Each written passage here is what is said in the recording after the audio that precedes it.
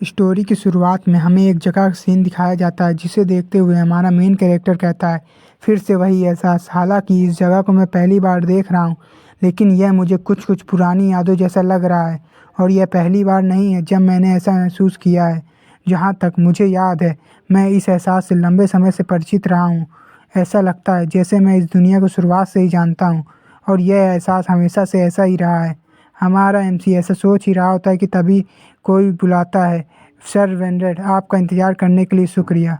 फिर हमारा एमसी उस तरफ देखता है, जो कि एक रिसेप्शनिस्ट होती है, जो हमारे एमसी से कहती है, क्या आप यहाँ पर एडवेंचरर के तौर पर रजिस्ट्रेशन करवाने आए हैं? हमारा एमसी जी हाँ कहता है। फिर हमें उस लड़की को दिखाया जाता है, जो कि अपना रजिस्ट्रेशन का प्रोसेस शुरू कर देती है, और जिसे देखते हुए हमारा एमसी कहता है कि इस लड़की के साथ भी मुझे ऐसा लग रहा है कि जैसे मैं इस लड़की को पहले जानता हूँ। फिर हमें वह लड़की कहती है, ऑल राइट, यह हो गया, तो चलिए अब आपकी सिस्टम विंडो को ओपन कर लिया जाए। उसके ऐसा कहते ही वेनरेड के सामने एक सिस्टम विंडो आ जाती है। वेनरेड उस सिस्टम पैनल को जैसे ही देखता है, उसे याद आता है कि उसने ये पहले भी देखा है। तभी वह लड़की वेनरेड को ऐसे देखते हुए पूछती है, सर क्या कुछ गड़बड़ है? लेकिन वेनरेड को अपनी पुरानी यादें याद आ रही होती हैं, जिसे देखते हुए वह कहता है, मुझे याद है, यह प्लेस वही है जिस गेम को मैं खेला करता था, जिसमें मैंने बहुत मेहनत करके टॉप रैंक के हार्डकोर प्लेयर में से एक बना था। इस गेम को दुनिया में ग्रैंड सेवन के नाम से जाना जाता था। एक ऐसी दुनिया जहां हम विश्व शांति प्राप्त करने के लिए 7 महाद्वीपों में से होकर यात्रा करते थे। एक वर्चुअल क्लासिक ऑनलाइन गेम। तभी वह होश में आता है और सोचता है, रुको, यह यादें कैसी थी? इस दुनिया की यादें मेरे दिमाग में बह रही है। मैं एक सामान्य व्यक्ति हूँ जिसका एडवेंचरर बनने का सपना है। मैं बस इतना रिच होना चाहता हूँ कि मेरा परिवार अपनी ज़िंदगी आराम से जी सके। लेकिन मैं इस दुनिया में हूँ। क्या यह मेरी पिछली ज़िंदगी में खेला गया एक गेम है? यह तो पागलपन है। और वह एक्साइटेड होते हुए सोचता है, इसका मतलब मैं यहाँ पर लगभग अनस्टॉपेबल हूँ। तभी वह लड़की कहती है, एक्सक्यूज़ मी सर, क्या आप ठीक हैं? आप कुछ समय से काँप रहे हैं। यह सुनकर वेनरेड कहता है, नहीं मैं ठीक हूँ। यह तो एक एडवेंचरर का उत्साह है। और सोचता है, यह सब तो इंटरेस्टिंग होता जा रहा है। और अब प्रीवियस लाइफ की मेमोरी अब मेरे पास वापस क्यों आ रही हैं? खैर, अभी मेरे पास इसके लिए कोई क्लू नहीं है।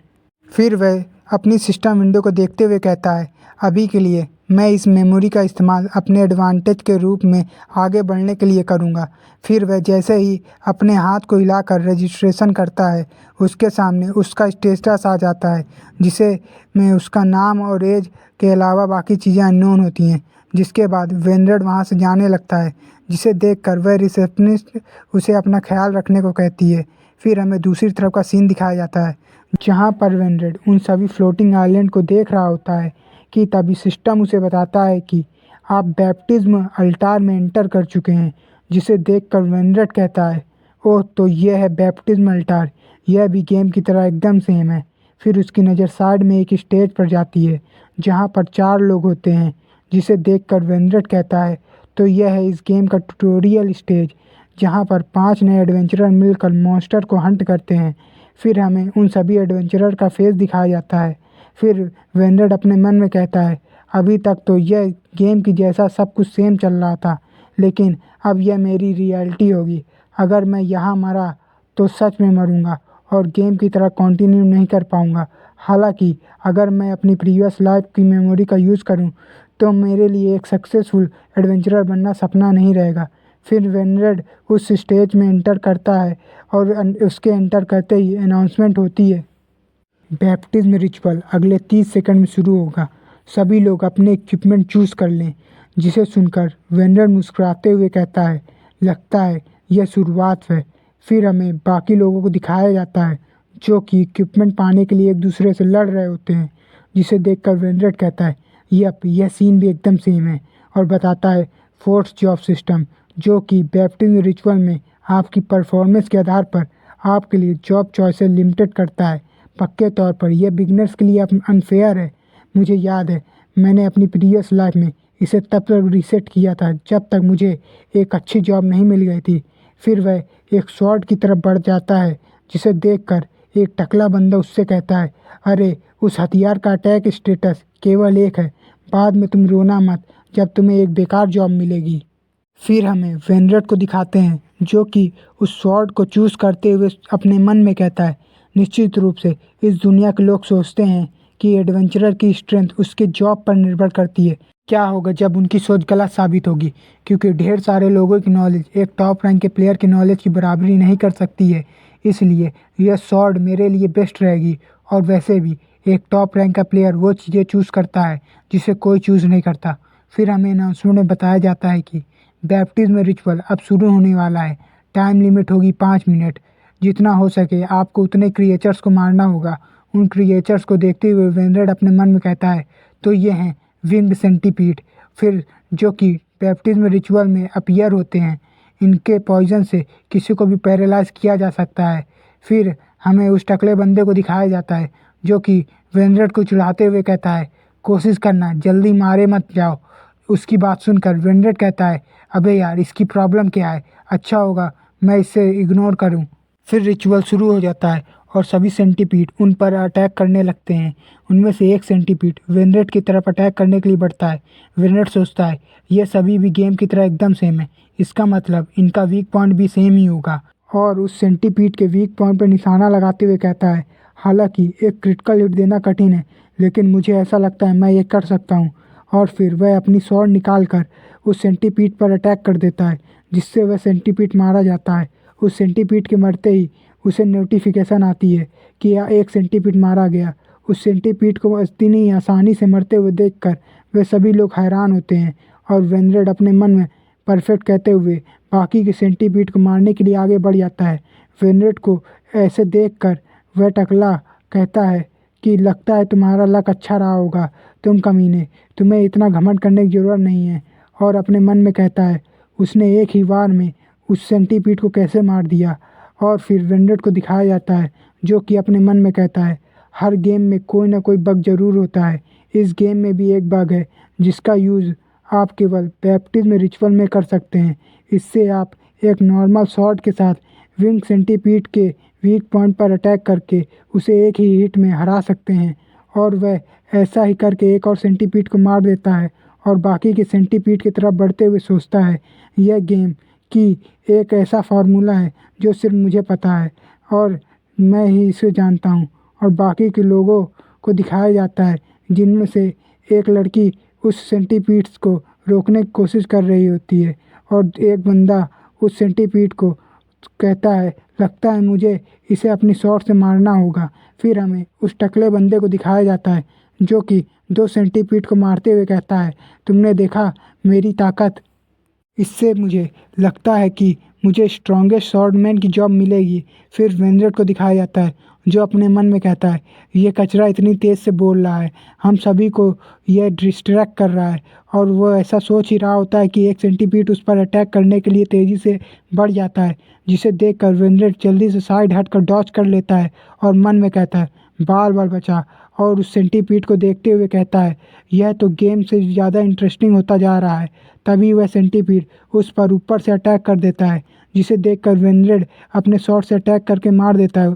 उसके मरते ही अनाउंसमेंट होती है, टाइम खत्म हुआ, अब रिचुअल समाप्त होता है, आप सभी को आपकी परफॉर्मेंस के आधार पर जॉब दिया जा रहा है।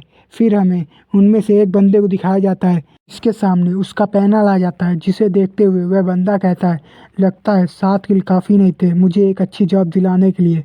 वहीं पर पास में खड़ी एक उस लड़की को दिखाया जाता है जो कि अपने मन में कहती है, मुझे तो समनर बनना था, लेकिन ऐसा लगता है ये हो नहीं पाया।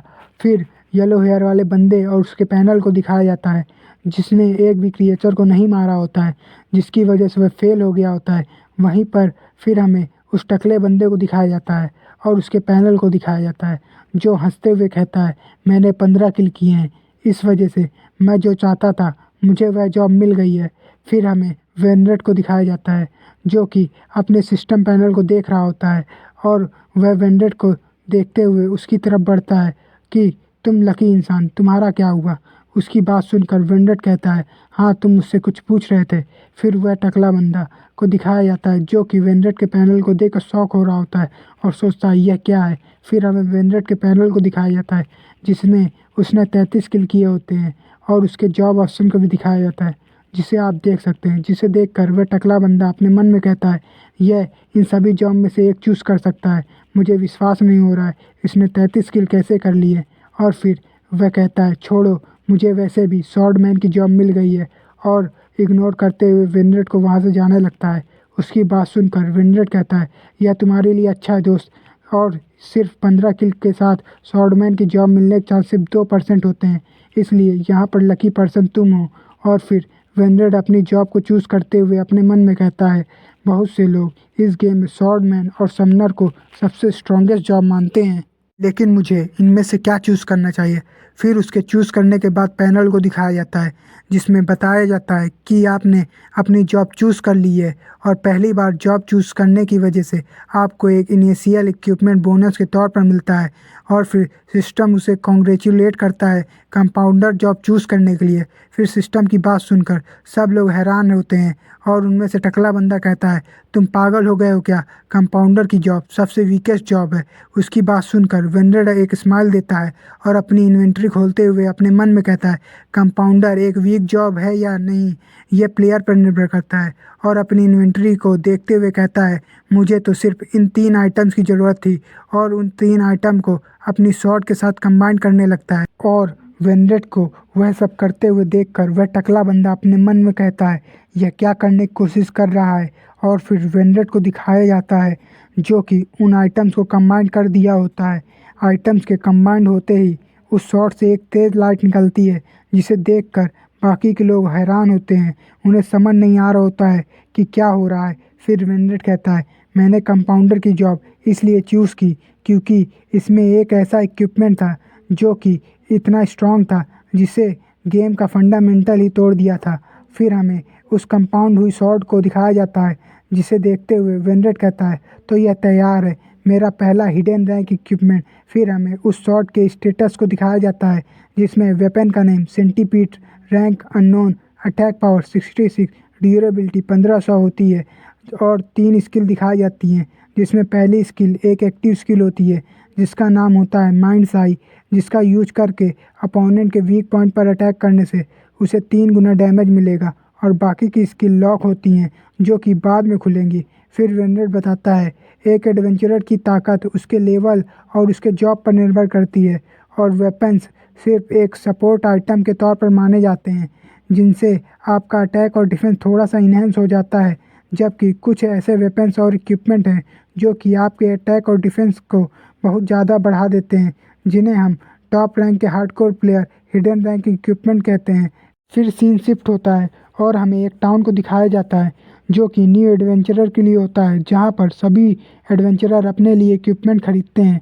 और फिर हमें वेनरेट को दिखाया जाता है जो कि उस जगह को देखते हुए कहता है, तो यह है ग्राउंड 1 का सेंट्रल टाउन रिगियो बिगिंस, और यह भी गेम की तरह एकदम सेम है। फिर उसे कोई बंदा एक एप्पल देता है, जिसे खाते हुए वेनरेट सोचता है, प्लान के हिसाब से मुझे पहला हिडन रैंक इक्विपमेंट मिल गया है, अब मुझे यहाँ से आगे क्या करना चाहिए। और फिर बताता है कि गेम काफ़ी इजी है, गेम में 7 कॉन्टिनेंट हैं और सभी में एक एस रैंक डंजन है जिनके सभी बॉस मॉन्स्टर को मारना है। और फिर एप्पल ख़त्म करते हुए कहता है, मुझे अभी के लिए स्ट्रांग होने की ज़रूरत है। और फिर लगता है मुझे शायद जल्दी डंजन रेड शुरू करना पड़े।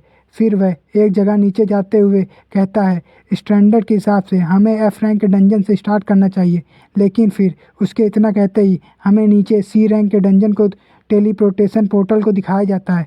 फिर हमें सी रैंक के डंजन के बारे में बताया जाता है, डंजन का नाम the forest inhabiting the guardian. और फिर कंडीशन बताई जाती है बॉस मॉन्स्टर को मारना।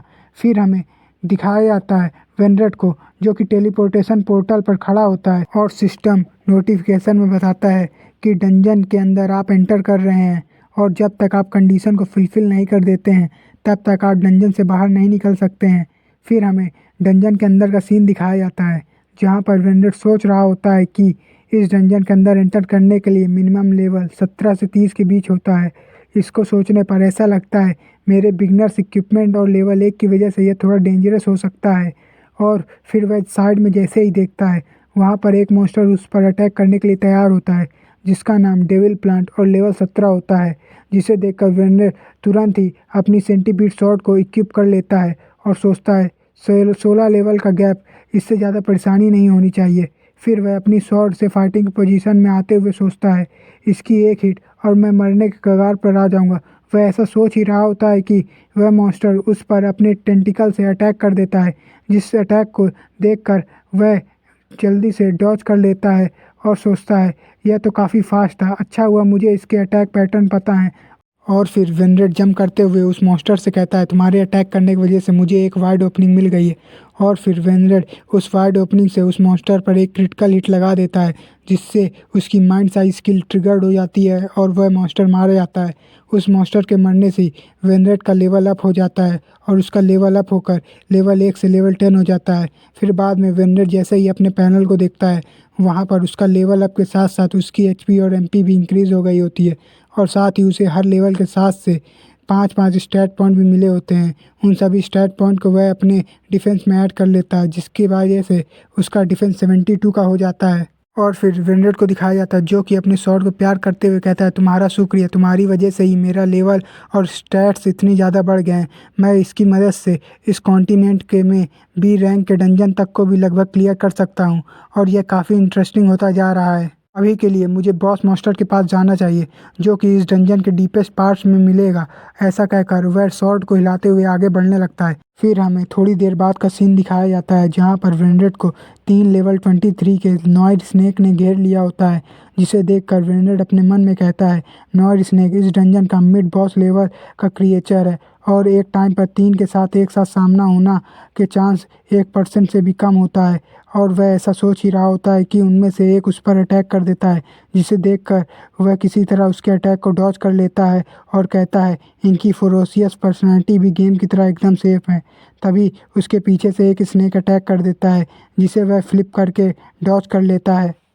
फिर 2 स्नेक एक साथ वेनरेड पर अटैक कर देते हैं, जिसे वह फिर से डॉज कर लेता है और अपने मन में कहता है, मैं यहाँ क्या कर रहा हूँ, मुझे शांत होने की ज़रूरत है, मुझे इनका अटैक पैटर्न पता है और इनके वीक पॉइंट भी पता है। फिर वह जंप करते हुए उसके वीक पॉइंट पर अटैक करने की कोशिश करता है, लेकिन उनमें से दूसरा स्नेक उसके सामने आ जाता है और उसे बचा लेता है। वेनरेड उसे देख कर हैरान होता है और अपने मन में कहता है, यह सब एक दूसरे को बचाने की कोशिश कर रहे हैं।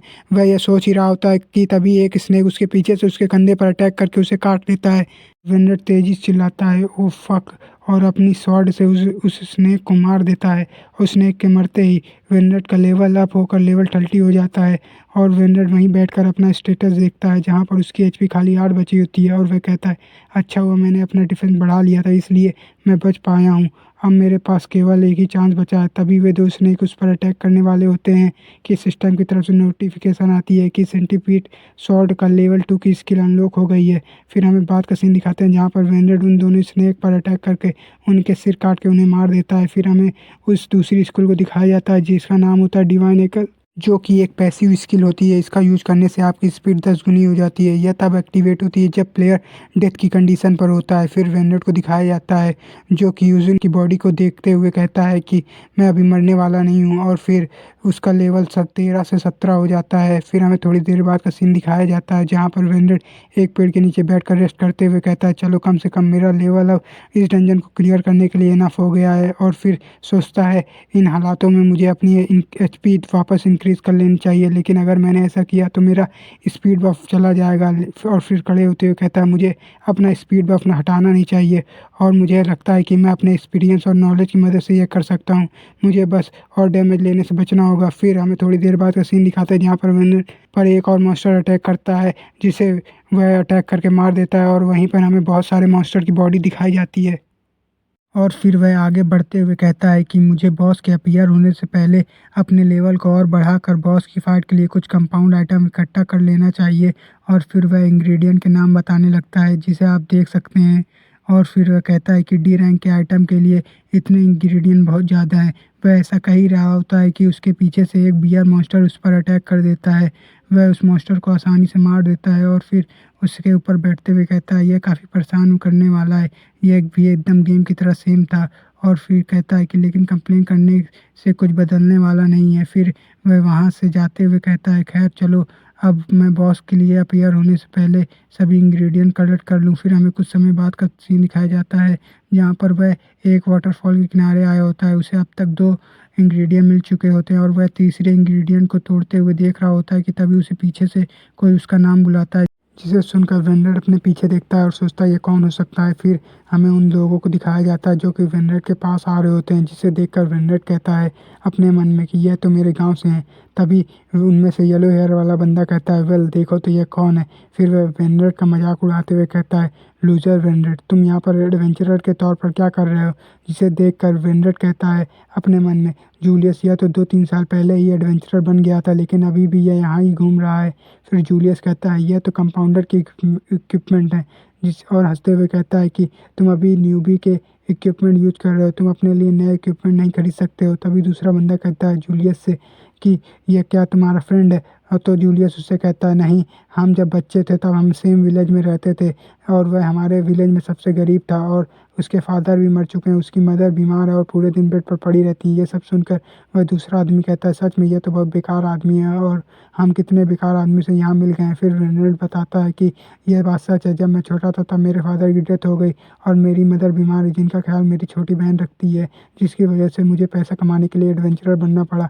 फिर जूलियस वेनरेट किससे कहता है कि तुम सुन रहे हो ना मैं क्या कह रहा हूँ। और फिर वेनरेट का कॉलर से उसे उठा लेता है और कहता है कि क्या तुम अभी भी पहले की तरह मार खाना चाहते हो। उसकी बात सुनकर वेनरेट सोच रहा होता है कि मुझे इसका क्या करना चाहिए कि तभी एक मॉन्स्टर की रोर की आवाज़ सुनाई देती है और वह सभी उस आवाज़ की ओर देखने लगते हैं। तभी हमें उस बॉस मास्टर को दिखाया जाता है जिसका लेवल 31 होता है।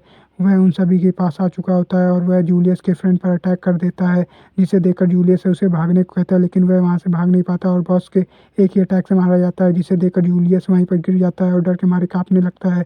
और फिर वेनरेट को दिखाया जाता है जो कि बॉस के लेवल को देखकर सोच रहा होता है कि इतना लेवल गैप डेंजरस हो सकता है और इसका डिफेंस भी काफ़ी ज़्यादा है, शायद मेरे अटैक इस पर काम ना करें। तभी वह बॉस वेनरेट पर अटैक कर देता है, जिसे वेनरेट किसी तरह डॉज कर लेता है और फिर से सोचता है, लगता है मैं इसका टारगेट हूँ। और फिर सिस्टम उसे नोटिफिकेशन में बताता है कि आप साइक्लॉप्स के टारगेट हैं, तो आप पर इसकी 1 आई स्किल का इफेक्ट हुआ है, जिसकी वजह से आप बैटल से भाग नहीं सकते हैं। जिसे देखकर वेनरेट अपनी शॉट को इक्विप करते हुए कहता है, लगता है मेरे पास भागने का कोई रास्ता नहीं है। फिर वह बॉस वेनरेट पर अटैक करने लगता है, जिसे देखकर वेनरेट डॉज करते हुए सोचता है मुझे तुम्हारे सारे मूव्स पता हैं और साथ ही मेरे पास डिवाइन स्किल है, जिसकी वजह से मेरी स्पीड भी बढ़ गई है। ऐसा कहकर वेनरेट तेजी से उस बॉस मास्टर पर अटैक करने लगता है।